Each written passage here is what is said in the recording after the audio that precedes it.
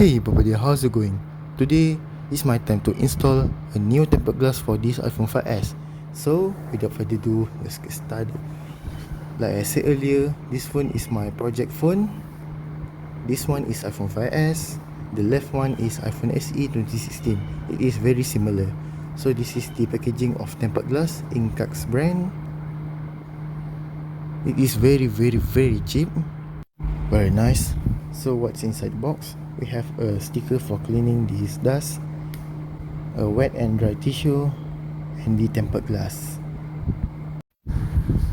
As you can see here, it fit well. And after the installing of this tempered glass, here it looks like. So before I end this video, you can give your feedback for this new tempered glass in the comment below. So that's all from me. Thank you very much, and don't forget to subscribe to my channel. See you on next video. Goodbye and have a nice day.